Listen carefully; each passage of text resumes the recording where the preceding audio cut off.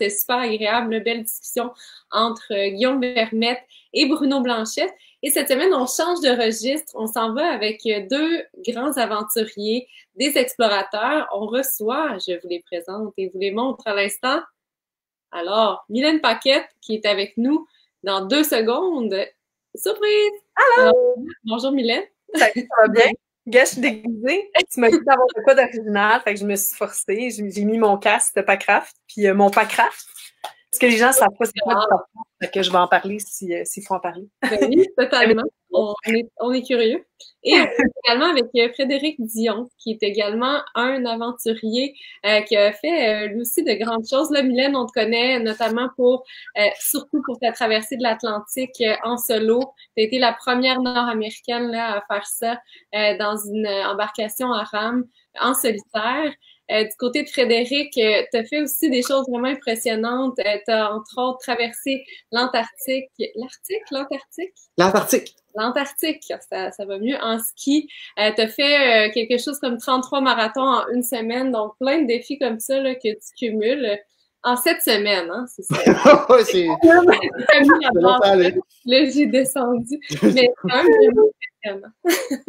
Et vous deux, vous connaissez, là, racontez-moi de où vous connaissez Mylène d'abord. Ben attends, de où on se connaît, Fred? En fait, Fred, moi, c'était Stéphane Corbeil qui m'avait parlé de toi au début. Puis il m'avait dit de te contacter, puis on était en contact depuis 2009, 2008, 2009, peut-être un peu après même. Ouais. En fait, tu avais fait ta première traversée de l'océan. Puis j'étais tombé sur tes vidéos, puis j'avais été comme ébahi par ta personnalité, ton exploit, puis où est-ce que tu voulais aller. Ah ouais, hein? OK, fait que c'était le même. Toi, tu m'avais... OK, puis moi, c'était Stéphane Corbeil qui m'avait parlé de toi, puis il m'avait parlé du fait que tu avais fait comme un sondage pour demander avec ta roulotte jaune, « Ah, est-ce que je devrais courir là? Devrais-tu faire cette aventure-là, cette aventure-là? » Puis j'avais trouvé ça super audacieux. Et moi, je ne laisserai pas le choix au monde. Je vais décider ce que je veux faire. Non, mais jaune, on s'entend que c'est beau, là. Oui, jaune, on sait. On jaune dans ta vie.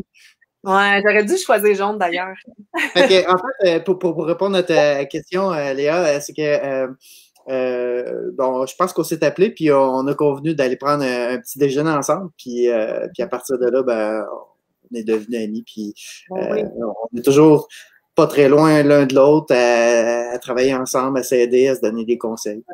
Oui, puis je dois dire, d'ailleurs, avant qu'on entre en onde, là, des petits conseils qu'il a déjà fait à chier. Puis je dois dire, Léa, que en fait, Fred, il m'a beaucoup aidé à me préparer mentalement, puis à voir vraiment, tu sais, avec son expérience d'aventurier là, de renom, là, dire comme, attends une minute, là, attends, c'est quoi ton... Il m'avait donné beaucoup de conseils sur c'est quoi ton scénario idéal, là, tu sais, tu pars sur l'Atlantique avec un budget de combien? C'est quoi ton plus pessimiste, ton plus gros scénario si t'étais full commandité? Puis ça m'avait tellement aidé, là. Il m'avait comme beaucoup aidé dans toute la préparation de l'aventure, ouais. Il m'avait conseillé aussi, tu sais, c'est un gars, Fred, qui travaille beaucoup en équipe, qui aime beaucoup aider les aventuriers, il a le cœur sur la main. Il nous a emmenés en rafting, en pack-craft. Il m'a fait, en fait, c'est à cause de Fred, c'est à cause de toi, Fred, que j'ai plus peur de l'eau.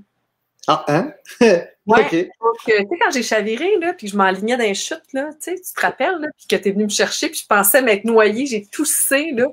Ah oui! La gorgée, toi! La gorgée! Oh my God!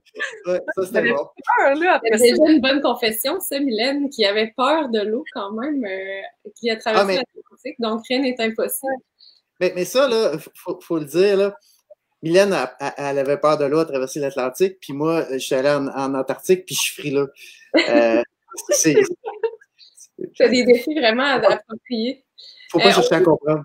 Le confessionnal de Vaolo, donc notre tradition qu'on veut instaurer, c'est que on commence par une confession. Alors, j'ai demandé de penser à ça et je sais pas qu'est-ce que vous allez m'annoncer. J'aimerais ça que tu commences, Fred. Je suis assez intriguée là, par ta confession. OK.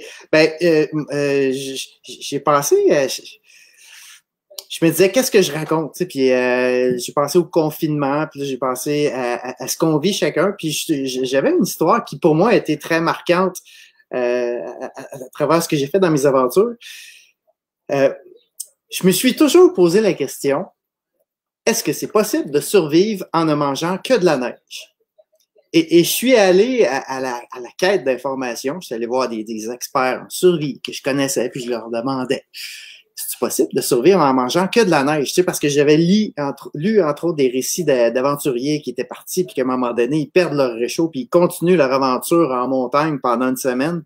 Fait que je me disais, bon, ben, ils ont mangé de la neige. Ils ont fait comme moi quand j'étais jeune, quand je partais faire un igloo toute l'après-midi, puis ben, je mangeais de la neige pour m'hydrater.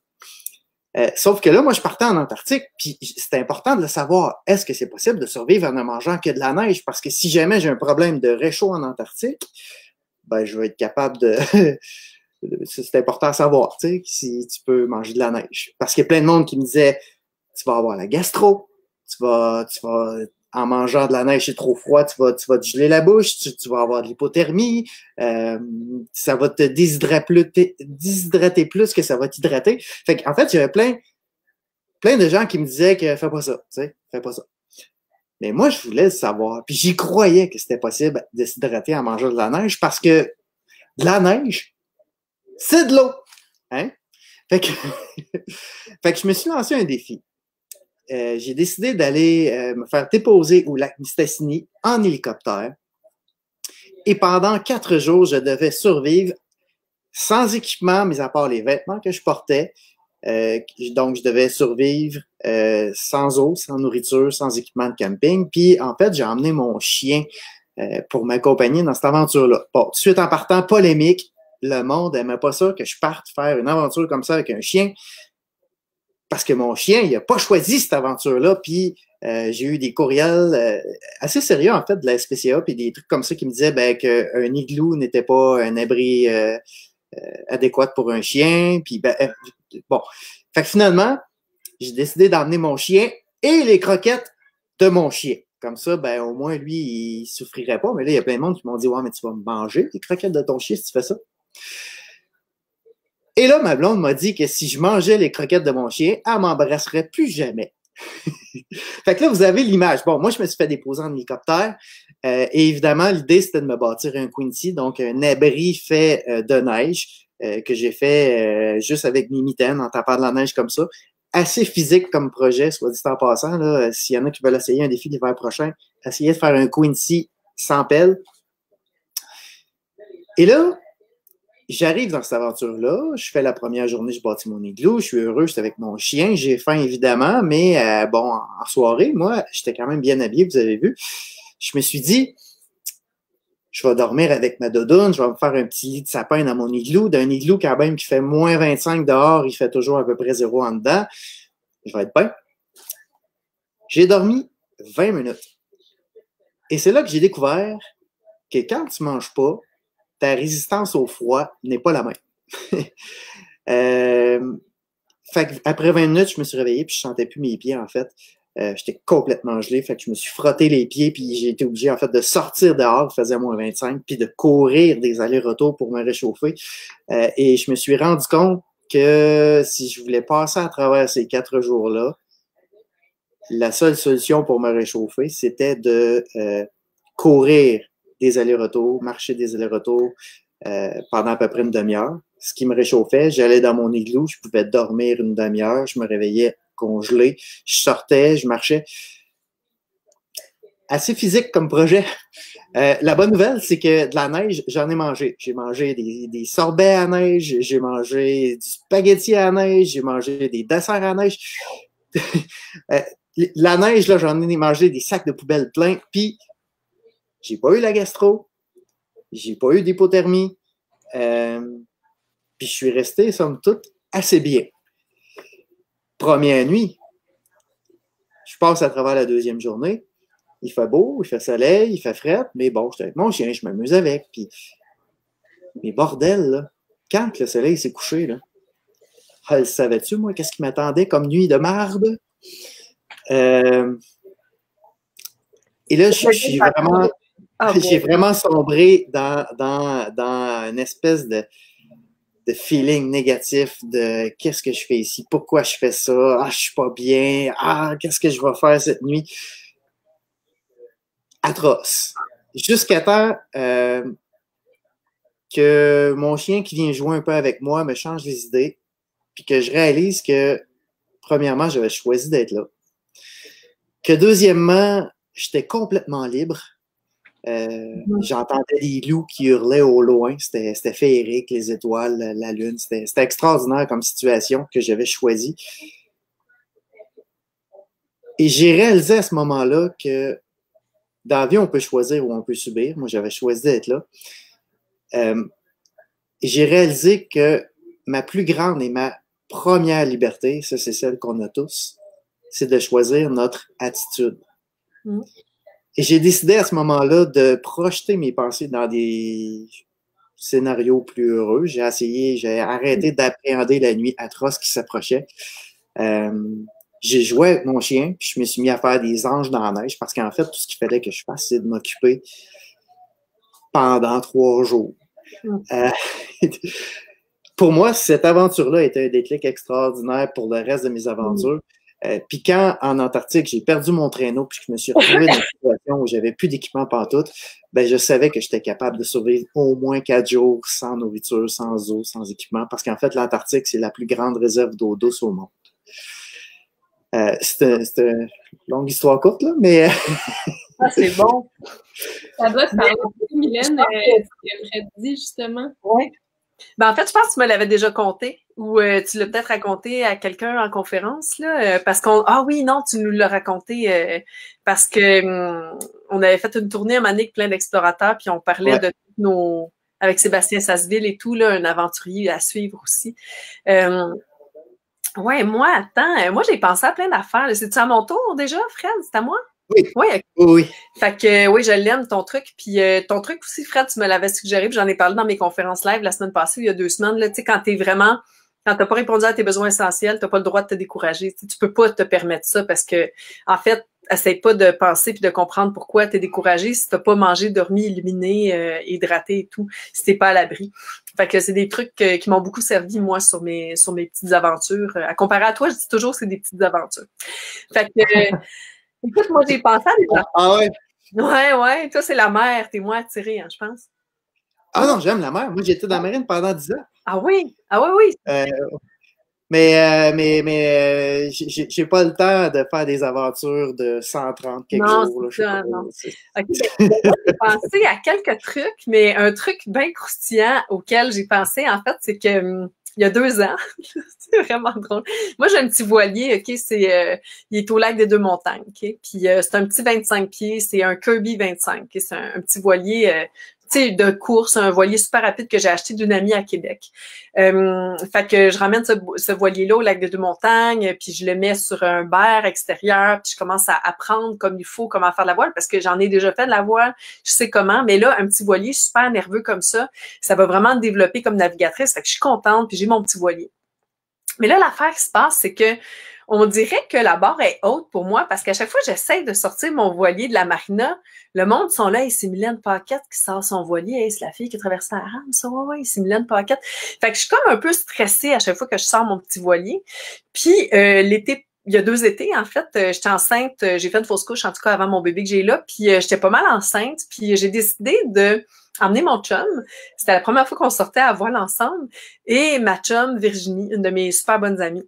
Fait que j'invite Virginie, qui est de la Normandie, tu sais, puis moi, les Normands puis les Bretons, ils savent tous naviguer, là, tu sais. Puis moi, je manque un peu d'expérience avec mon voilier, tu sais, je l'ai sorti 6 fois par année, puis ou 10 fois maximum par année, puis je manque d'expérience puis de confiance, puis j'ai toujours un stress parce que le monde, il me regarde sortir, puis va-tu cogner un autre bateau? Puis tu sais, c'est pas évident de sortir de la marina avec un voilier de 25 pieds. T'as pas beaucoup de marge de manœuvre comme t'as sur l'océan avec des rames, tu sais.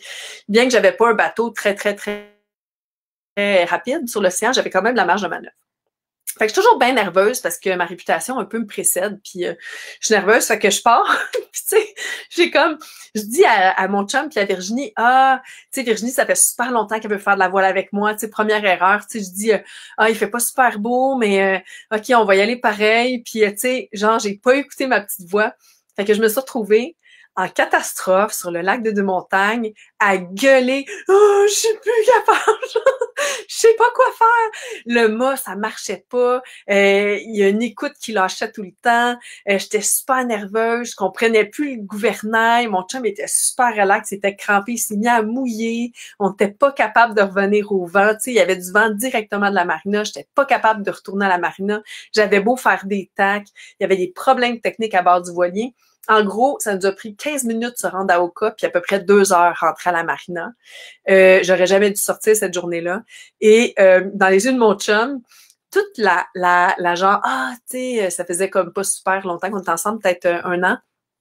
C'est la première fois que je naviguais avec ma blonde, tu sais, une grande navigatrice qui m'emmène sur le lac des Montagnes. Ça a vraiment fait comme pouit, pouit, pouit, pouit, pouit. Voilà, mon histoire. J'admets que je perds mon attitude, que je peux paniquer, que, tu sais, là, quand ton ego est en jeu, là, mon ami est là, mon chum est là, c'est la première fois que je pars. Hey, j'ai failli, là, vraiment, là, genre, appeler au VHF, venez m'aider. Oui, c'est Mylène Paquette, la rameuse, je sais plus quoi faire. Sur le lac des Deux-Montagnes, il n'y a personne pour m'aider. Tu sais, j'ai vraiment pogné de quoi dans cette petite aventure de 2 heures et demie de rien.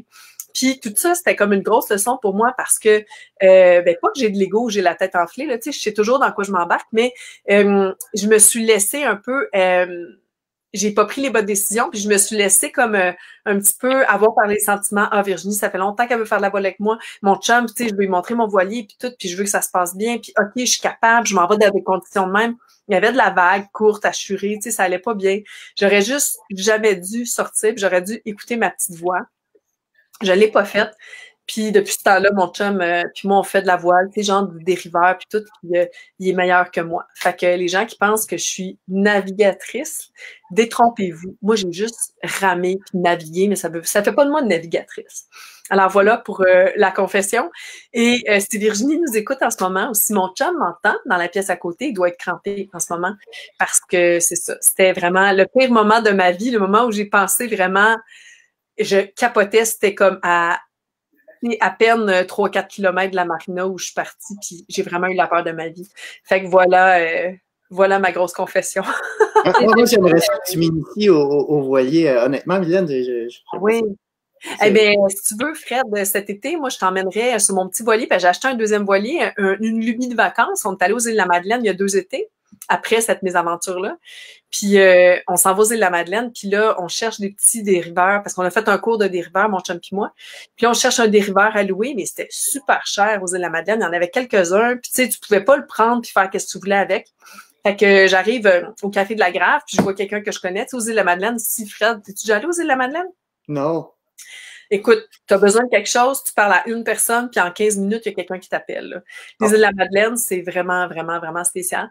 Fait que je suis au Café de la Grave, je vois un gars que je connais, puis je dis « Hey, tu connais-tu quelqu'un qui a un dériveur à vendre? Parce que je suis sûre que c'est moins cher d'en acheter un que d'en louer un. » Fait qu'on a acheté un dériveur qui s'appelle Vent qui se lève, d'un gars qui s'appelle Guy, sur tel chemin, grande côte, genre sur l'île du bassin. Puis là, on se retrouve là. Vieux bateau qui était sur son terrain quand il a acheté la maison. Check le bateau, il a l'air d'avoir toutes les pièces. OK, on s'en va faire de la voile, moi et mon chum. En fait, le bateau, il avait séché.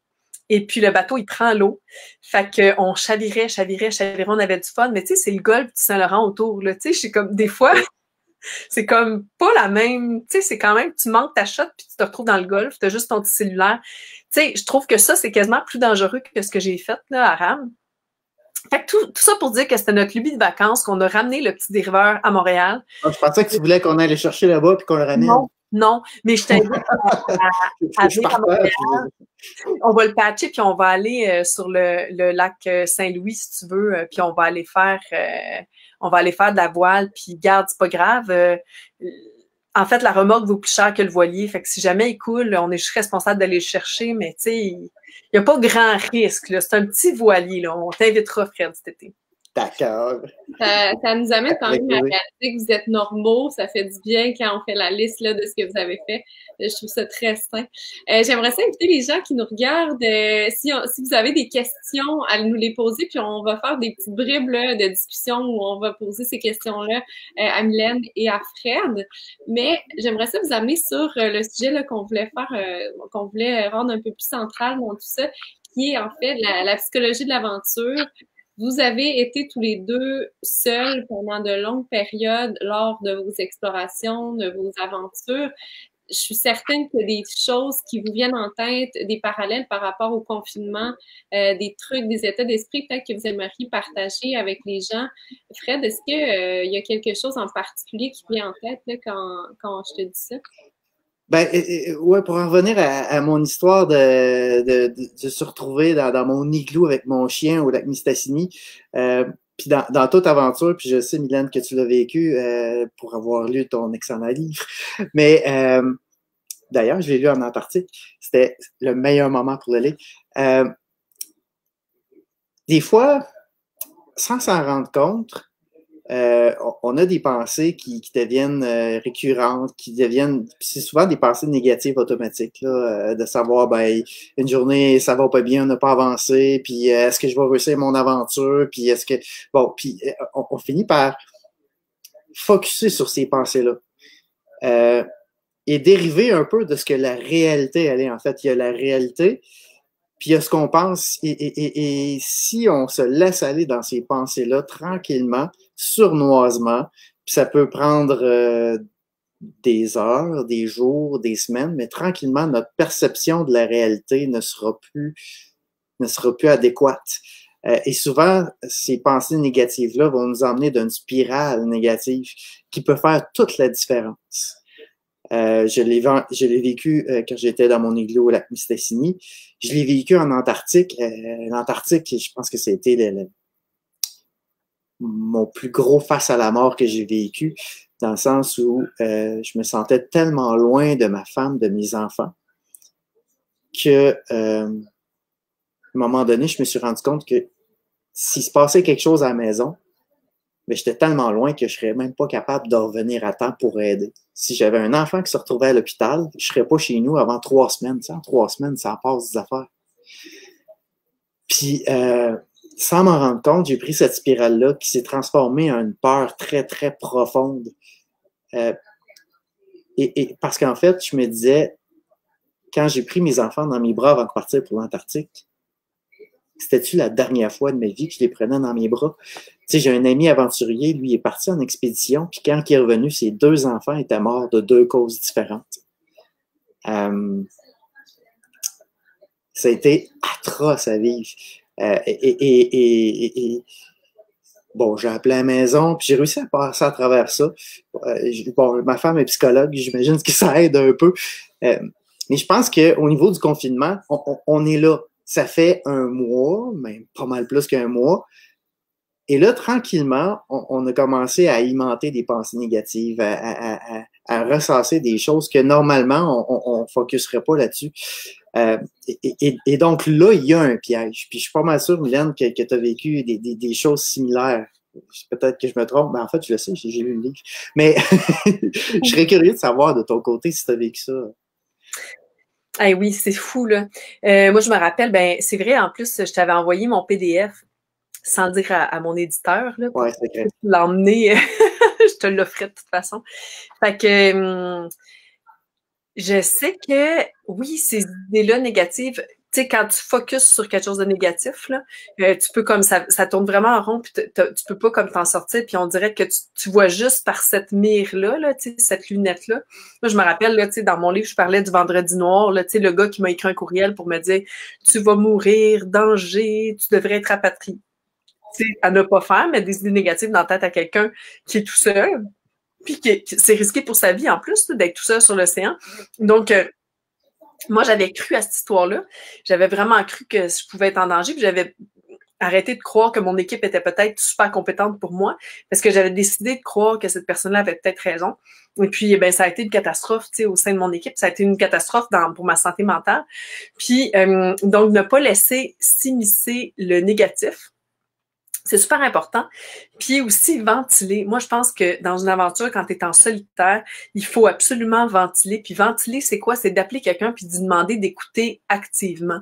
Tu sais, puis des fois, c'est plate là, d'écouter quelqu'un chialer, mais tu as besoin que cette tristesse-là, que cette charge émotive-là trouve l'oreille de quelqu'un. Tu peux pas... Ben oui, il y a des gens qui peuvent l'écrire dans leur journal, mais moi, j'avais vraiment besoin de ventiler à quelqu'un puis de dire, OK, là, ce qui se passe là, c'est pas facile, puis pas me faire dire, ouais, mais tu l'as quand même choisi d'être là, ou pas me faire dire, ouais, tu sais, ce que tu vis, c'est difficile, mais as-tu pensé à faire ça, tu pensais à cette solution-là? C'est vraiment ventiler pour permettre de sortir de moi toutes les choses qui étaient négatives ou que je trouvais difficiles à vivre durant l'aventure. Puis non seulement ça, mais un autre truc, tu sais, quand on parle de psychologie de l'aventure ou psychologie en général, j'en ai parlé dans mes Facebook Live, là, c'est quoi les questions qu'on se pose? Tu sais, souvent, là, on est en confinement, là, puis ou même juste souvent, on voyage avec les enfants, puis les enfants, ce qu'ils posent, c'est quand est-ce qu'on arrive, quand est-ce qu'on arrive. Donc, j'imagine que dans les familles actuellement, il y a beaucoup de quand est-ce que ça va finir, quand est-ce que ça va finir, quand est-ce que je vais voir mes amis, quand est-ce que je retourne à l'école. Puis même les gens en général, là, de tout âge de la vie, ont hâte de sortir, ont hâte de se déconfiner. Donc, se poser les questions à savoir quand est-ce que ça va finir ou dans combien de temps on va s'en sortir, c'est peut-être pas la bonne question. Moi, j'avais découvert durant l'aventure que de me poser la question combien de kilomètres je vais faire aujourd'hui, ça me servait pas. Parce que j'avais pas vraiment de power, j'avais pas d'incidence sur ce résultat-là, parce que je me levais le matin avant même de savoir si j'allais ramer, je me demandais combien de kilomètres j'allais faire. Si la météo est exécrable puis qu'il y a un vent qui est contre moi toute la journée, je peux pas risquer de me blesser, je peux pas risquer de faire la brave contre des vagues de 4 mètres, je peux pas ramer, faut que je prenne mon mal en patience. Donc, à place de me poser la question combien de milles nautiques je vais faire aujourd'hui, j'avais décidé de changer ma question pour comment j'aimerais me sentir aujourd'hui. Puis après ça, je dis, OK, aujourd'hui, je vais avoir du fun. OK. Ben, aujourd'hui, je vais avoir du fun. Ben, même si je rame, j'ai du fun. Puis même si je rame pas, j'ai du fun. Fait que se poser les bonnes questions, ça fait partie aussi de comment orienter notre journée psychologiquement. Donc, je dis souvent, là, ces temps-ci, tu sais, par exemple, la question à se poser au lieu de se demander quand est-ce qu'on va s'en sortir, c'est plus, par exemple, comment j'aimerais me souvenir de cette période-ci. Tu sais, déjà, là, c'est une question super ouverte, puis on a l'impression qu'on est actif dans la réponse. Et moi, j'aimerais me souvenir de cette période-ci comme une période où je me suis réinventée, une période où j'ai vraiment passé du temps de qualité avec mon bébé, une période où est-ce que j'ai réorganisé ma maison, une période où est-ce que j'ai tiré parti, pas sans être opportuniste, mais j'ai tiré parti de ce confinement-là imposé. Donc, quand j'ai commencé à me poser cette question-là au début du confinement, ben j'ai trouvé plein de réponses.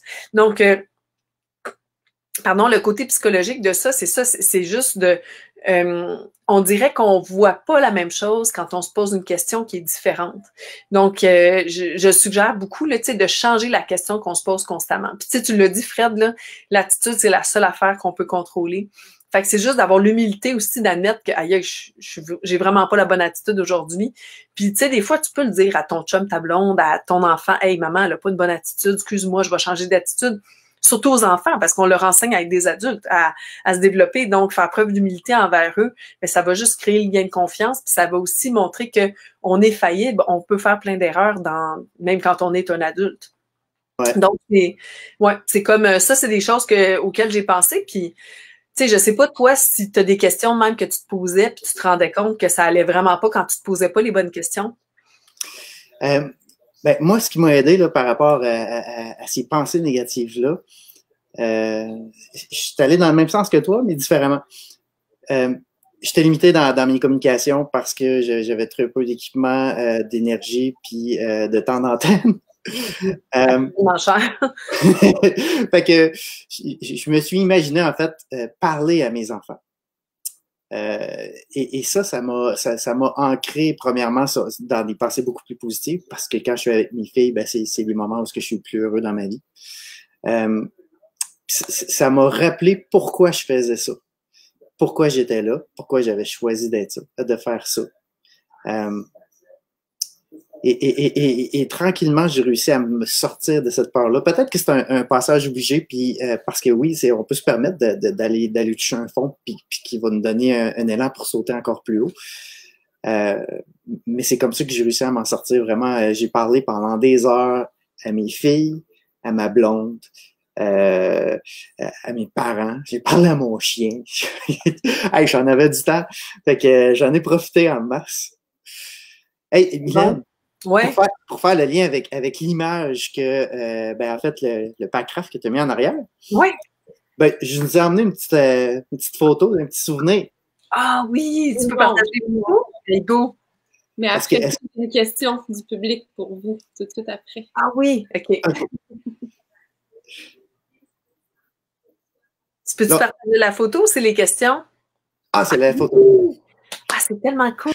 C'est drôle que tu aies pensé à amener ton Packraft parce qu'en fait, ça, c'est notre dernière sortie de Packraft avec Marilyn Marchand qu'on voit à gauche. Il y a moi, toi, Mylène, il y a Sylvain. Toujours très volontaire, Sylvain. Et je le salue. Salut, Sylvain! Il doit m'entendre, hein, il m'entend. Oh, il m'entend. Mais, et c'est drôle parce que à ce moment-là, ben, je sais pas si tu veux le dire, mais il y avait un moment particulier dans ta vie, Mylène. C'est super cool parce que, en fait, en me rendant à cette fin de semaine-là de Packraft, c'était 4 jours ou 3 jours, je me rappelle plus, ben j'ai appris que j'étais enceinte les jours avant. Puis j'avais pas dit à personne là, parce que tu sais quand t'es enceinte de 2 semaines, 3 semaines, tu t'es en retard à peine, là, tu peux pas le perdre ton bébé puis après ça annoncer ça, fait que j'attendais un peu. Puis c'est en me rendant comme 2 heures avant notre premier, ça c'est moi ça, ah c'est trop cool, merci de partager les photos. Donc j'étais enceinte de 2-3 semaines à peine, puis je l'ai annoncé à mon chum en se rendant au Packraft. Puis tu sais on a comme une petite chicane de rien là en se rendant, puis j'avais dit comme ben si c'est ça, on va se laisser d'abord. Mais on peut pas se laisser parce que j'étais enceinte.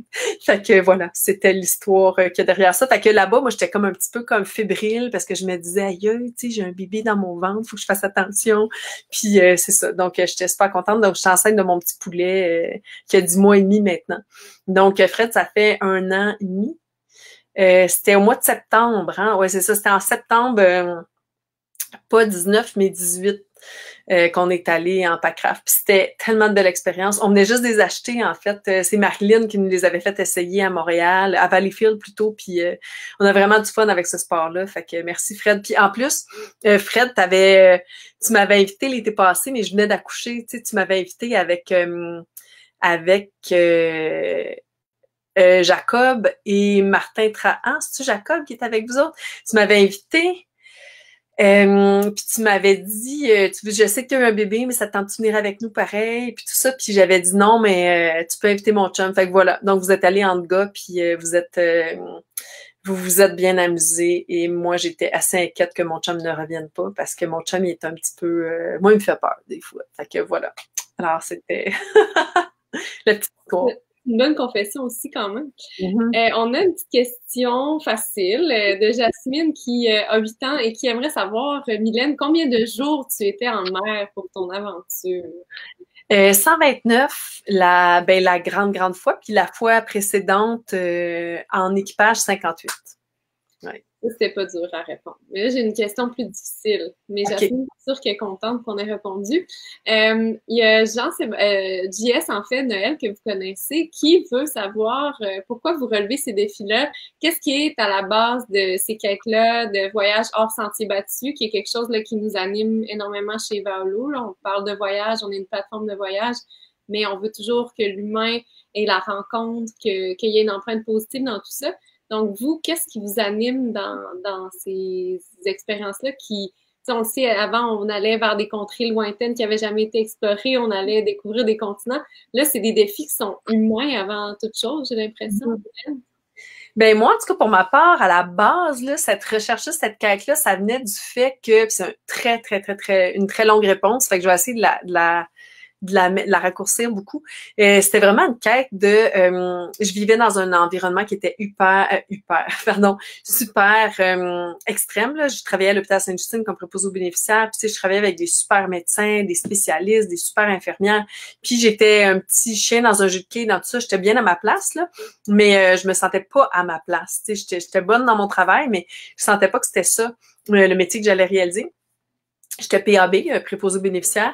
Puis j'avais comme une quête d'absolu par rapport à ça, parce que tu sais, on se compare hein, quand on est dans un environnement de travail. Puis je me dis, OK, qu'est-ce qui m'attend, moi? Tu sais, j'aimerais ça faire quelque chose à fond, comme tous ces gens-là qui soignent les enfants malades.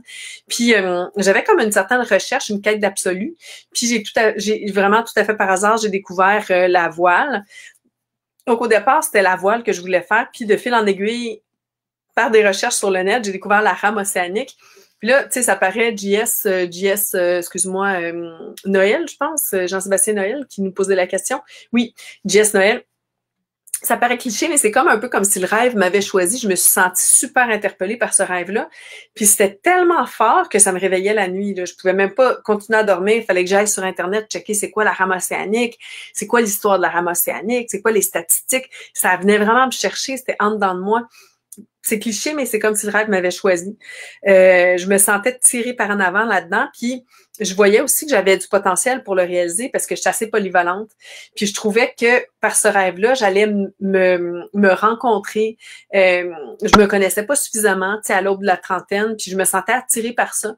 Puis finalement, ça m'a vraiment définie dans le sens que c'est pas ce rêve-là qui m'a fait reconnaître qui je suis, mais c'est tout ce que j'ai développé comme potentiel par rapport à ce rêve-là, à la préparation. Je me suis découverte des talents cachés.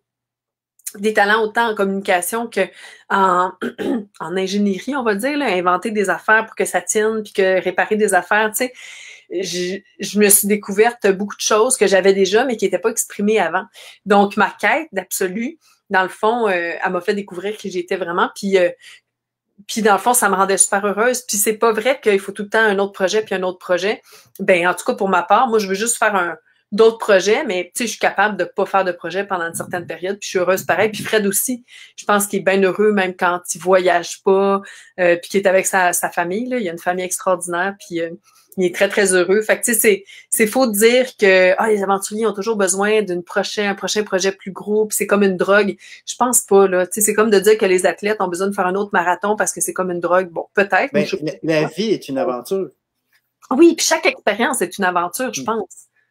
Mais la question, pourquoi, là, on se la pose, on se la pose, on se la pose. Moi, je me la pose à tous les jours. Tous les jours de mes aventures, je me pose la question, mais pourquoi je fais ça? Puis là, ben, en fait, il faut que j'y réponde parce que je suis en train de faire un film. Je suis en train de faire un film, peut-être je vais vous en mettre des images. Je sais pas si vous êtes capable de voir ça. C'est des images de ma dernière aventure. Puis, il faut que je fasse un film. Faut que je raconte cette aventure-là. Mais le problème, c'est qu'on a fait des affaires qui ont juste comme pas de sens durant cette aventure-là. Puis, c'est mes excellentes mauvaises idées, en fait. Là, vous nous voyez, on saute à l'eau avec des vélos pour commencer une aventure qui, en fait, était de partir de la côte en Amérique du Sud pour se rendre au centre du continent de l'Amérique du Sud, entre autres en vélo, mais par différents moyens, entre autres l'escalade avec les vélos, puis sur des radeaux un peu plus tard. Donc, pourquoi tu fais ça? La réponse simple, c'est parce que ça me rend heureux. Puis ça va être la réponse qu'on va finir par tous donner. Pourquoi tu fais ce que tu fais? Je le fais parce que ça me rend heureux. Maintenant, qu'est-ce qui te rend heureux? Ben moi, ce qui me rend heureux, après réflexion, ça fait 2 mois que je travaille sur mon film. La raison pourquoi je fais ce que je fais, c'est parce que ça me permet de connecter avec l'enfant en moi. En fait, je suis un gamin qui n'a jamais voulu vieillir. Vivre des aventures comme ça avec mes amis, avec nos jouets, parce qu'en fait, les vélos, les équipements de plein air, c'est des jouets. C'est juste être gamin, mais professionnel. Puis un gamin, ben c'est quelqu'un qui a du fun dans toutes les situations. Un gamin ne juge pas, un gamin n'a pas d'orgueil, un gamin va avoir plus de projets que de souvenirs. Et ça, moi, ça me fait vivre. Cette aventure-là ne s'est clairement pas passée comme prévu, mais j'ai trippé comme un enfant tout au long de cette aventure-là. Puis j'espère, en fait, ne jamais déconnecter d'avec l'enfant qui est en moi.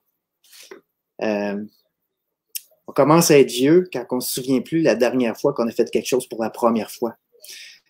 On commence à être vieux quand on a plus peur de perdre que de gagner, quand on a plus de souvenirs que de projets, quand on n'est plus capable de connecter avec l'enfant en l'autre, qu'on le juge.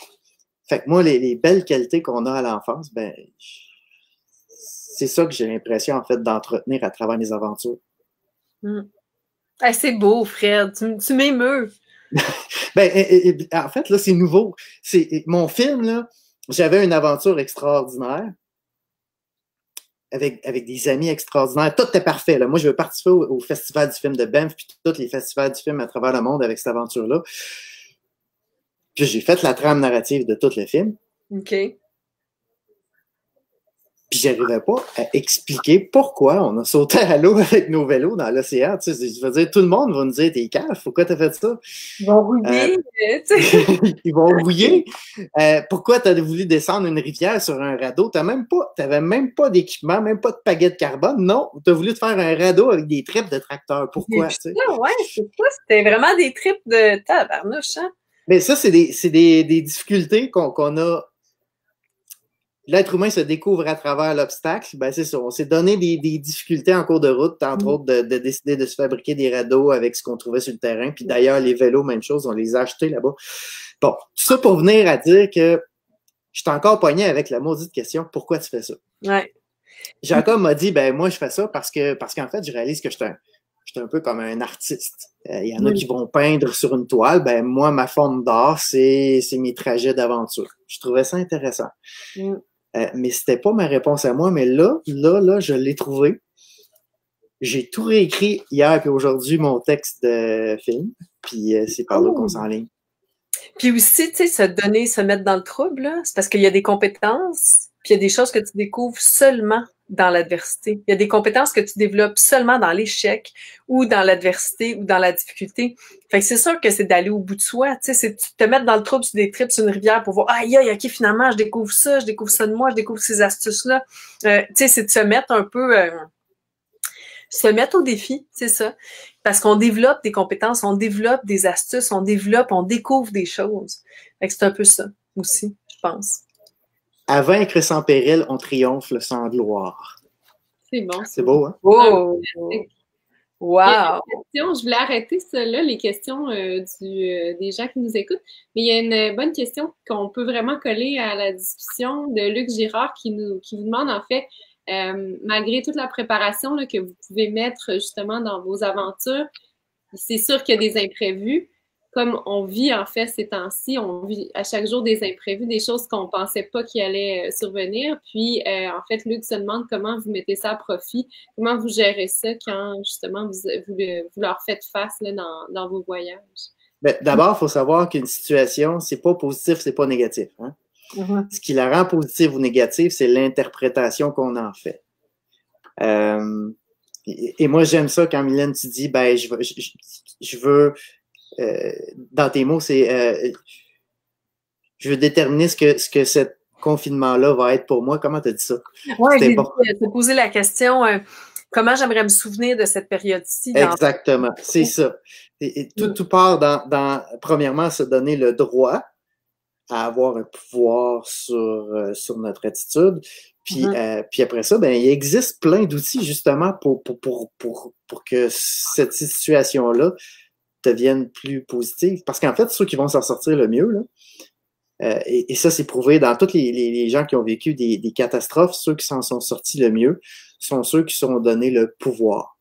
Pouvoir sur leur attitude, puis le pouvoir d'agir, une mission, un chemin.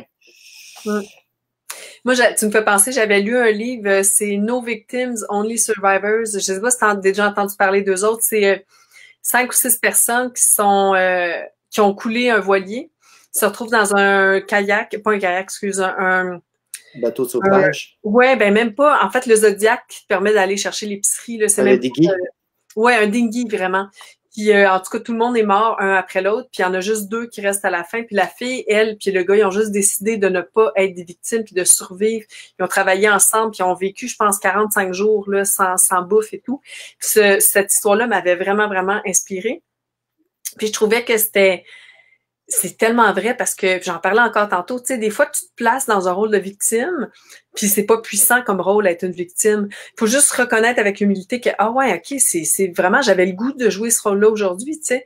Ouais, non, mais c'est pas de même que quand t'en as conscience, tu te dis comment non, c'est pas de même que je veux continuer ma journée, puis c'est pas de même que je vais réussir mon aventure, réussir le défi que je me suis lancé. Il faut vraiment que je change de rôle. Mais il faut savoir aussi pourquoi qu'on avait le goût de jouer ce rôle-là. Peut-être que je jouais le rôle de victime parce que j'avais besoin d'attention de mes proches, d'attention de mon équipe au sol. J'avais besoin d'aide puis je savais pas comment le demander. Tu sais, des fois, faut juste se poser les bonnes questions aussi. Si les gens qui cherchent un livre là, intéressant, là, ça parle des camps de concentration, la logothérapie, Viktor Frankl. Comment certaines personnes à travers les camps de concentration ont réussi justement à garder le moral puis à passer à travers. Ben, là, il y a matière à. Oui, hein. Oui, mais c'est surtout que c'est un scientifique, c'est des écrits, c'est des recherches qui ont été poussées après l'Holocauste. Tu m'en as déjà parlé, je pense. Je vais regarder ça, Fred. Ouais. On va les partager d'ailleurs, vos suggestions, pour ceux que ça va intéresser, là, justement, sur nos plateformes. Ça passe vraiment vite, ça fait déjà 45 minutes, mais il y a une dernière question que... Non! Ouais, on va faire un plaisir avec Bruno. Hey, Léa, tu nous coupes pas ça avant qu'on ait fait tirer. Oh! OK, on va le faire maintenant. Allons-y. Comment on fait? Tu veux faire tirer un livre? Ben ouais. Comment on fait d'abord? Moi aussi. Tu regardes. Excellent. Super. Ben, petit. En PDF. Oui, c'est un livre audio, gars, c'est mon CD. Oh, c'est toi qui fais la narration? Ouais. Yes. Ouais. Les personnes qui commentent dans la publication peuvent avoir une chance, en fait, de gagner. Puis après, on pourra tirer au hasard là, parmi tous les commentaires les deux gagnants. Ça vous semble juste? Donc, faites un commentaire, puis pour chaque commentaire que vous faites, ben, vous avez droit à un coupon dans le chapeau de Léa. Les maximum, on est excuse. Oui. Montre-nous ton livre. Ah, mon livre. Le petit dernier. Survivre avec l'antidote. Oh! Ah, il est beau. Ouais, tu me l'as offert. En plus, je le lis ici. C'est cool. Voilà. J'aime ça, l'antidote. Moi, j'ai comme de quoi à dire sur le doute. Puis, on s'en était parlé une fois après ma conférence, hein, tu sais. Parce que le doute, tu sais, il est omniprésent, mais des fois, il peut t'aider à avancer. C'est comment tu le regardes, le doute, ouais. Puis l'antidote, c'est juste de comme regarder. C'est quoi, en fait, l'antidote, Fred? L'antidote, en fait, c'est l'art d'avoir des projets et surtout de les diviser en petites étapes simples pour les rendre facilement réalisables. Parce que plus tu divises ton projet en petites étapes, plus tu te rapproches du seul moment dans ta vie où tu as du contrôle. C'est pas le futur. C'est pas le passé, c'est le moment présent. D'ailleurs, le bonheur est ici et maintenant. Donc, on peut avoir des projets extraordinaires. Je trouve que le projet Vaolo, l'Académie des explorateurs, ton aventure, nos aventures, c'est des grands projets. Puis si au départ du projet, tu regardes trop loin, mais ça devient décourageant, ça devient trop difficile. Donc, si on veut le réaliser avec plus de sérénité, ben, il faut y aller une étape à la fois. Puis, il faut pas oublier que le plaisir, il sera pas à l'atteinte de l'objectif. Là. Je veux dire, le plaisir, il est dans chacune des étapes. Je suis sûr que quand tu es arrivé en France, après ta deuxième traversée, c'était un grand moment de ta vie. Mais c'était-tu vraiment... c'était tout le temps. C'est ça. C'est vraiment juste là que tu as eu du plaisir. Ah non, c'était... Puis moi, où j'ai réalisé que j'avais eu du plaisir tout le long de la route, c'est quand je suis arrivée sur la ligne d'arrivée, puis j'ai fait comme, OK. Puis c'est juste ça, tu sais, c'est comme... C'était pas comme pour la ligne d'arrivée, c'était tous les jours, tu sais, c'était vraiment... ouais. C'est quand tu rencontres le Queen Mary, c'est quand tu vois des dauphins, c'est quand tu... Exact. C'est quand je ris au téléphone avec mon équipe, c'est quand je trouve des solutions à des problèmes, puis je me... Wow, on a trouvé une solution, c'est cool, on a gagné quelque chose, tu sais, c'est à tous les jours, ouais. C'est ça. Puis c'est exactement ça, tu sais, le confinement, ben, il faut se donner des petites missions, même quand on est déprimé, faut se donner une mission, dire, bon, moi, aujourd'hui, je vais faire au moins ça. Quand on est déprimé, c'est là que ça nous tente le moins d'agir, mais c'est là qu'il faut qu'on agisse. C'est là qu'il faut qu'on se donne des missions. Donc, une journée à la fois, tranquillement. Là, on est en train de parler de déconfinement. Oh! C'est justement quelque chose qui va arriver un jour. Ça m'amène là sur la dernière question que j'avais envie de vous poser, parce qu'il faut arrêter un jour, sinon j'aurais encore Non! 50 000 questions. Alors, j'aurais aimé ça savoir comment vous voyez le métier d'explorateur de demain, parce que forcément, il y aura une adaptation. C'est sûr que vous y avez pensé. Fred, ta prochaine aventure, de quelle manière elle va être différente de ce que tu avais pu penser peut-être? Ben, d'abord, moi, je ne suis pas un explorateur. Moi, je suis un gamin. Explorateur, c'est pour les adultes. Moi, je suis un gamin professionnel. Comment je vois ça pour le futur? Là. Ben, je suis super content d'une chose, c'est qu'on vient de prouver qu'ensemble, on peut s'aligner puis faire des choses extraordinaires. Et ça me met un peu plus en paix par rapport à l'environnement. Je trouve que d'avoir un tourisme plus éco-responsable, plus proche de la culture, non un tourisme de masse, me plaît énormément. Et en ce sens, Vaolo est peut-être une réponse. C'est clairement quelque chose qui va dans le bon sens. D'être là, d'être avec vous, puis de participer à l'éventuelle Académie des explorateurs, pour moi, ça prend tout son sens. J'ai dit. Ben, je pense que, en fait, moi, comment je vais voir mes prochaines aventures avec le nouveau monde qui nous attend. C'était beau, Fred. Merci, c'était beau. C'est dur de parler après toi, en fait. Je pense qu'il va falloir juste penser autrement. Ben là, c'est sûr que c'est difficile de prévoir l'avenir parce qu'on ne sait pas les compagnies aériennes, comment ça va marcher, les prix des billets d'avion, ça va peut-être être une montée fulgurante, une baisse fulgurante, le gaz est moins cher. Tu sais, on ne sait pas comment ça va être dans 6 mois, dans 1 an, dans 2 ans, dans 6 ans. Mais j'espère, en tout cas, que juste cet été déjà, les gens, si on peut voyager déconfiné, ce soit plus découvrir autour de chez soi. Puis quand on parle d'environnement aussi, ben que ce soit moins polluant nos déplacements puis nos vacances, parce que l'industrie touristique, c'est quelque chose qui est quand même assez polluant, autant que l'industrie du textile puis plein d'autres industries. Donc j'espère qu'on va dépenser autrement, qu'on va découvrir plus le voisin, découvrir des contrées moins lointaines, puis découvrir autour de soi. Puis moi, ben pour ma part, mes prochains voyages, ça va être en famille, donc ça va être autant en vélo avec le bébé en arrière, ça va être autant en voilier avec les enfants peut-être, parce qu'on en veut d'autres peut-être. Donc ça va être différent que d'être en solitaire. Donc, puis peut-être qu'un jour, je repartirai en solitaire, mais c'est de revoir aussi ça. Est-ce que je veux vraiment repartir en solitaire? Tu sais, maintenant que j'ai une famille, puis que je te trouve super brave, Fred, en passant d'être parti et tu sais, on dirait que c'est plus facile peut-être pour les gars, là, peut-être que je suis sexiste en ce moment, là, je sais pas, mais en tout cas, tout ça pour dire que ben mes prochaines aventures, je sais pas du tout à quoi ça va ressembler, mais ça va peut-être ressembler à du vélo, ça va ressembler à de la voile, mais j'ai plus le goût de faire de la voile autour du Canada. J'ai plus le goût d'aller en Arctique canadien, j'ai plus le goût de me tenir pas loin. Puis éventuellement, ben, c'est de faire un projet qui dépense moins de carbone puis qui a moins d'empreintes négatives sur la planète. Puis la rencontre de l'autre, comme je disais tantôt, elle peut se faire sur ta rue, elle peut se faire au Québec, elle peut se faire au Canada. Il y a tellement de choses à découvrir encore au pays. Donc, ben voilà, c'est ce que je pense de l'aventurier de demain. Ce sont des sages réflexions, puis je pense que ça rejoint beaucoup les valeurs aussi de Vaolo. On parle beaucoup de voyage avec une empreinte qui est positive, d'un voyage qui est axé sur l'humain, sur les échanges.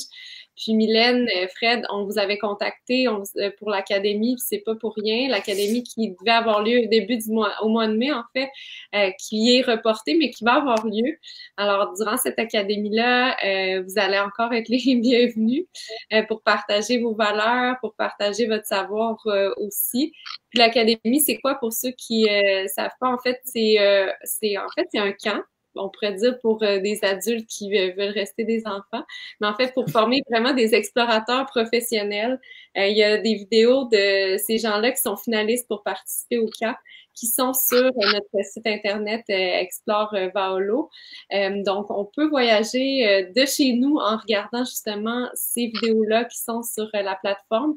Puis puis on peut encourager les finalistes et on peut même ajouter des destinations, des hébergements sur notre plateforme et Valo, en les ajoutant, en validant tout ça, nous, on remet 75 $ aux organisations. Donc, à certains endroits dans le monde, c'est sûr que ça peut donner un coup de pouce qui est intéressant. Puis, je pense que même au Québec, là, tous les hébergements que vous avez envie d'encourager vont être super heureux de ça. Et est-ce que vous êtes là cet été? Vous êtes au Québec cet été pour le moment? Oui. Pour le moment, je reste au Québec. Ouais. Toi aussi, Fred. Hein? C'est quand ton prochain voyage, le Fred? Ben, en fait, moi, j'étais supposé de partir cet automne, puis en fait, d'inviter les gens du public à partir avec moi en Europe pour aller faire le centre de l'Europe. Mais j'ai comme mis un break là-dessus parce qu'on sait pas trop. Mais pour ceux qui voudraient partir avec moi en expé, ben, je vous dis, ça pourrait être possible. Non, mais j'en parle à mon chum, Fred, puis à mon bébé. Ah, mais là, ça serait le fun. C'est le bébé qui décide, hein, c'est ça? Ouais, c'est ça. Ah oui, il y a du pouvoir. On a décidé de faire, on voulait faire le tirage, mais ça sera, on va le faire dans les prochaines minutes. On le fera pas en live. Puis après ça, on va aviser les gagnants là, du livre de Fred et de ce livre audio-là de Mylène. On a Bruno la semaine dernière qui nous a fait un salut qu'on a décidé de garder, le salut qui est populaire en Thaïlande et qui est quand même aussi populaire dans plein de cultures et qu'on voit en yoga. Un salut sans se toucher, qui est plein de respect. Alors, on vous... les mains comme ça? Voilà, comme ça. OK. En Thaïlande. Alors, merci de votre participation. Merci. Merci de nous avoir invités. Ben oui, c'est super le fun. Oh my God, c'est trop court. Il faut vraiment qu'on change la formule. Moi, je penserais plus à une formule nuit blanche. Nuit blanche. En fait, on gardera ça pour l'académie. Mais... Non, mais à partir de là, Fred, on pourrait se reparler puis se faire un projet de même similaire, là, puis inviter Léa à notre projet. On te trouve bonne, Léa. T'es solide, Léa. Hein? Ah ouais. Je peux parler de mes examens. Donc, on a des idées là, de projet ensemble. Là. Un voyage, quelque chose de même, là, on s'en reparle. Excellent. Bye bye, merci à vous deux. Bye bye. Salut.